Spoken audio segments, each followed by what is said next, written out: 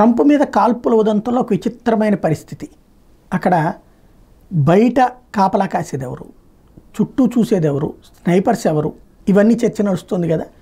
ఇందులో ఒక విశేషం ఏంటంటే ట్రంప్ని కాపాడిన సీక్రెట్ సర్వీస్ వాళ్ళు. ఆయన అసలు తలకాయకే గురిపెట్టారు. అదృష్టవశాత్తు పక్క నుంచి రాసుకెళ్ళింది, ఆయనకి రాసు ఉన్నట్టుంది బతకాలని చెప్పి, లేకపోతే కనుక తలకాయకి నుదుటికి తగిలేదు. నుదుటికి టార్గెట్ చేసింది. ఆయన ఉపన్యాసంలో కాస్త ఎట్టెట్ట మాట్లాడడం మూలంగా అది కాస్త పక్క నుంచి వెళ్ళిపోయినటువంటి పరిస్థితి. అట్లాంటిది ఇప్పుడు ఆ వెంటనే సీక్రెట్ సర్వీస్ వాళ్ళు ఆయన కాపాడారు. ఆ తర్వాత హాస్పిటల్కి తీసుకెళ్లారు, ట్రీట్మెంట్ ఇప్పించారు, బాగానే ఉంది. ఇప్పుడు ఆ సీక్రెట్ సర్వీస్ వాళ్ళని ట్రంప్ సెక్యూరిటీని తొలగించారు. ఏదైతే ఈ అసాసినేషన్ కారణంగానే చూపించి సీక్రెట్ సర్వీస్ ఏజెన్సీ డైరెక్టర్ని కూడా ఇందులో మార్పు చేశారు. టోటల్గా సెక్యూరిటీ బ్రీచ్ని పట్టించుకోలేకపోయారు వాళ్ళు. సరైనటువంటి అంటే ముందుగానే అక్కడ ఒకడు కాల్చడానికి రెడీలో ఉంటాడన్నది కనిపెట్టలేకపోయారన్నటువంటి కారణంగా వాళ్ళని తొలగించడం జరిగిందని ప్రకటించింది అమెరికా.